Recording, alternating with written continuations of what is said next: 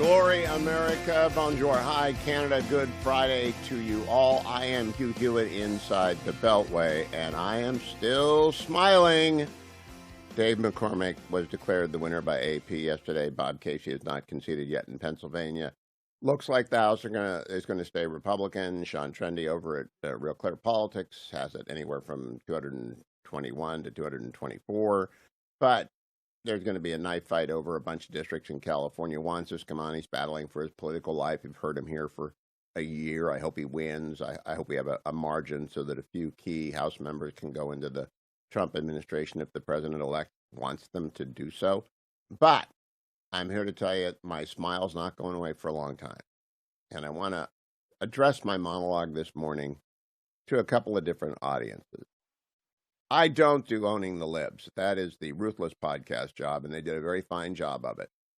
And many other conservatives love to own the libs and play back the hysteria. I mean, it is kind of a mass hysteria event. We've had tears, we've had forlorn looks, we've had grieving in public. You know, I've lost a lot of elections. Jerry Ford in 1976 was my first presidential. I thought George H.W. Bush was the finest man, a war hero, to inhabit the office in my lifetime, and he lost to Bill Clinton. Sometimes you lose. John McCain, a great American, even though I disagreed with him often, got wiped out by Barack Obama. Sometimes you lose. Now, I'm also inured to the rhetoric of the left, because Ronald Reagan was a dictator too. And I lived through the nuclear freeze as a young man in Washington, D.C., as a lawyer at the Department of Justice and a lawyer in the White House counsel's office, and eventually as general counsel of two agencies and deputy director and acting director of the Office of Personnel Management. I lived that whole thing. When everyone said Ronald Reagan was going to blow up the world and he wanted to destroy the world and he wanted nukes and he was a cowboy from out west and reckless. In fact, he cracked the Soviet Union in half, and George H.W. Bush carefully took it down brick by brick. So he did not have a shuddering collapse around the world. I know what it's like to lose. It's not fun to lose, but in politics, you lose half the time. I remember losing with John Thune the first time he ran for Senate. And I'd campaigned up and down the state of California with the owner of Salem and myself, Ed Atzinger, and I doing fundraiser after fundraiser. And John Thune lost I went to bed, he was ahead. I woke up, he had lost. And he got right back into the game. And he won 2 years later. He beat Tom Daschle. And so politics is never ending in America, and that's a good thing. And the Constitution is very strong. Donald Trump is coming back, and he has plans. And a quote, I'm going to paraphrase a quote. His plans are plans to prosper us, not to harm us. Plans to give us hope and a future. Now, those of you who are Scripture-minded, no, I am not comparing Donald Trump to God, because those are God's words in Jeremiah chapter 29, paraphrased. Donald Trump is a term-limited president of the United States and commander-in-chief with enumerated powers that are limited by the Constitution, and the Supreme Court has reversed him in the past, and they'll reverse him in the future. He is not a dictator. He's like the least authoritarian person I know. He's a developer. And he's a businessman, and he gets things done, and he's impatient, and he is prone to speaking his mind very, very candidly. You know what? Turns out America likes that. I was on with Leland Vittert last night, and I made the point. I would like one metric. I've been studying demographics like you've been studying demographics. I'm amazed. The Catholic vote swung 21 votes to Donald Trump from Joe Biden across the United States. Every demographic, every county swung towards Donald Trump and away from Joe Biden and Kamala Harris. Every single thing. Donald Trump actually won everyone aged 18 to 25, which is a stunner I got from the Ruthless podcast yesterday. It's so remarkable, the breadth and depth of his victory. First personnel move, Susie Wiles. Now, I don't know Ms. Wiles. I've spoken to her exactly once. But when everybody agreed, and let me use a universe of three, Jeb Bush, Marco Rubio, Rick Scott, three very different Floridians, but they've all worked with her. Mike Waltz I'll throw in there, too. 4 Floridians. All of them love Susie Wiles. She's a Florida genius. And she's been around a long time. Like, as long as I have, but we just don't know each other. Our paths have never crossed. First announcement, woman chief of staff, first in history. Come on. You really think he's anti-women?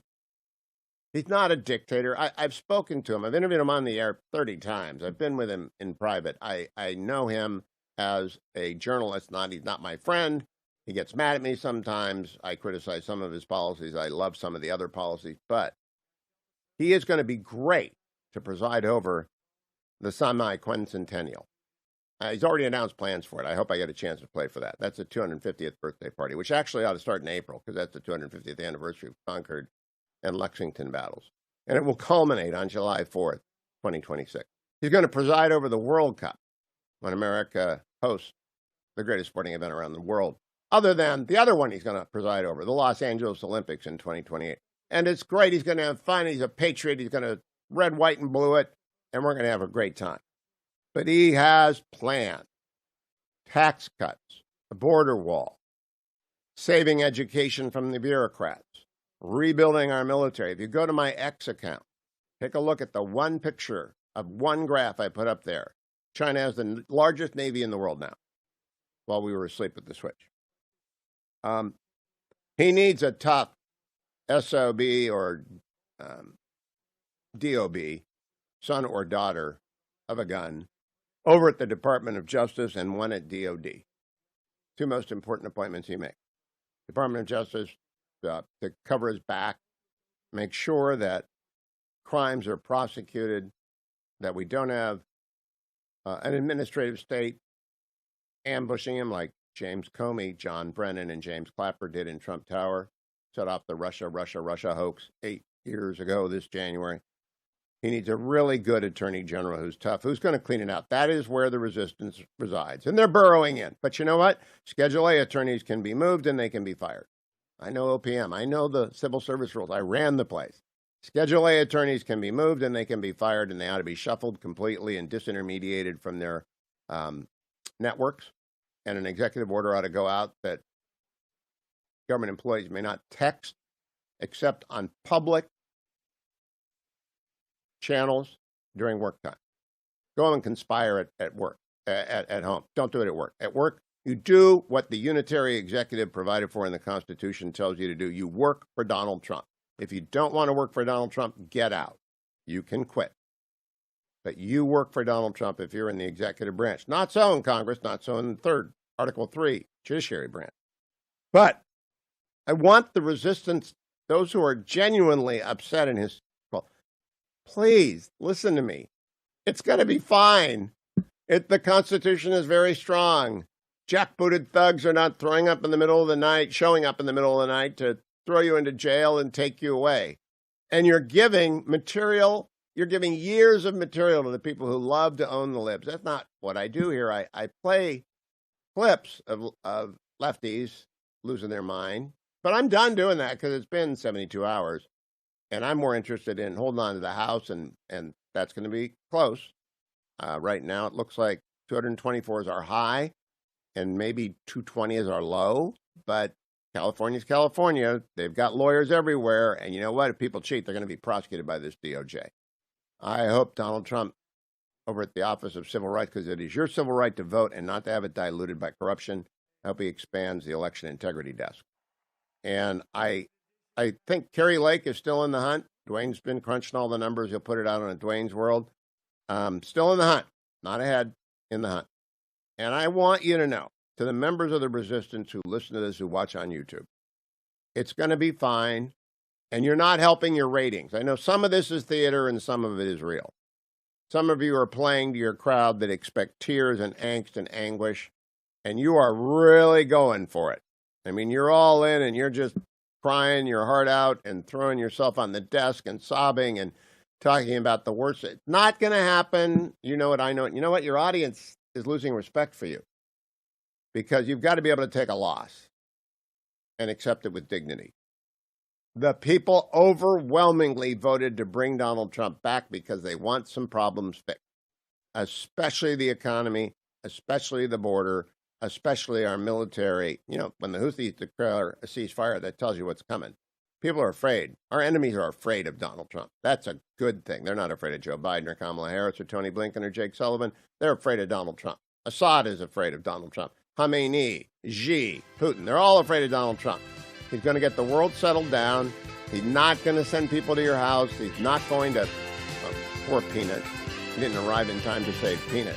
But he's going to stop the administrative state from being crazy. And I'm going to talk to Dr. Larry Arnn of Hillsdale College at length about this later in the program. Stay tuned. I got a lot to say.